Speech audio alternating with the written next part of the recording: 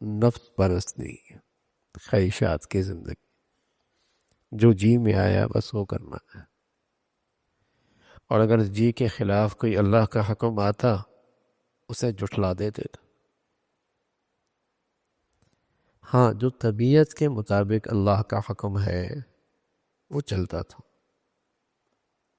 لیکن جس سے خواہشات پہ زد پڑتی تھی، مفادات پہ آنچ آتی تھی، طبیعت پہ ناگواری گزرتی تھی، اس کو جھوٹا بتا دے، نہیں نہیں یہ ایسا نہیں، اللہ کا حکم ایسا نہیں، ایسا اللہ کا حکم تھوڑی ہو سکتا ہے۔ نفس پرستی، اس لیے پیارے رسول صلی اللہ علیہ وسلم فرمایا کرتے تھے مجھے اپنی امت کے اس فتنے سے بہت ڈر ہے کہ جب وہ نفس پرستی میں مبتلا ہو جائے گی تو دین میں تحریف کرے گی، خود تو نہیں بدلے گا، دین بدل دے گا، خود تو نہیں بدلے گا، دین بدل دے گا۔ یہاں تو یہ تو نہیں ہے کہ وہ قرآن کی زندگی مطابق اپنے آپ کو ڈھال لے، کوشش ہوتی ہے کہ جو میری زندگی ہے قرآن اس کے مطابق ڈھل جائے۔ یہ تو نہیں تھا کہ اپنے آپ کو شریعت کے مطابق ڈھال لے اور سر خم تسلیم کر لے، کوشش ہوتی ہے کہ شریعت اپنے کو اپنے مزاج کے مطابق ڈھال لے۔ عالم اسلام کے ایک بہت بڑے بزرگ تھے شیخ ابو الحسن ندوی رحمۃ اللہ علیہ، عالمی انسان تھے، جب باہر یورپ میں جاتے تو فرمایا کرتے تھے کہ مجھے یہ خطرہ ہے کہ اگر تم نے اپنے بچوں کو صحیح دین نہ پڑھایا تو کم تم یورپی مسلمان نہ بن جاؤ، تمہارا اسلام یورپی نہ ہو جائے، امریکن اسلام نہ ہو جائے، کہ ایسا اسلام جو یورپ کو بھی پسند آئے، امریکن کو بھی پسند آئے، مغرب کو بھی پسند آئے، ایسا اسلام۔ مجھے اس بات کا ڈر ہے اگر تم نے اپنے بچوں کو صحیح معنی میں دین نہ پڑھایا تو تم اس اسلام کا شکار ہو جاؤ گے۔ دنیا میں کفر یہ تو نہیں چاہتا کہ مسلمان ختم ہو جائے، ہاں یہ چاہتا ہے اسلام ختم ہو جائے، یہ تو نہیں چاہتا کہ مسلمان ختم ہو جائے، یہ ضرور چاہتا ہے کہ اسلام ختم ہو جائے، کیونکہ مسلمان تو اس کی معاشی منڈیاں ہیں۔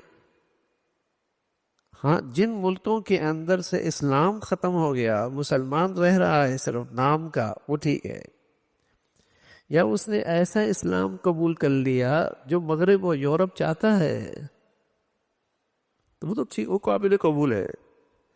وہ قابل قبول نہیں ہے جو محمد الرسول اللہ صلی اللہ علیہ وسلم اسلام لے کے آئے، جس میں معاشرت بھی ہے، جس میں معاملات بھی ہے، جس میں اسلام کے اجتماعی قوانین، حدود بھی ہے، قصاص بھی ہے، چور کی سزا بھی ہے، قاتل کی سزا بھی ہے، شرابی کی سزا بھی ہے، زانی کی سزا بھی ہے۔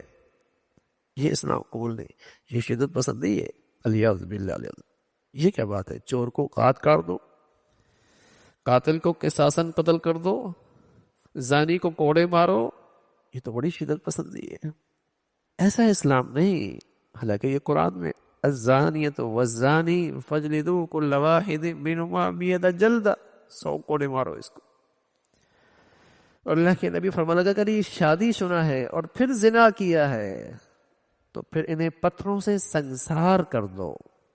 والسارق والسارقۃ فاقطعوا ایدیہما، چور نے چوری کی، یہ چورنی نے چوری کی، عورت نے یا مرد نے، ہاتھ کاٹ دو، فاقطعوا ایدیہما وَلَكُمْ فِي الْقِصَاصِ حَيَاةٌ يَا أُولِي الْأَلْبَابِ لَعَلَّكُمْ تُفْلِحُونَ۔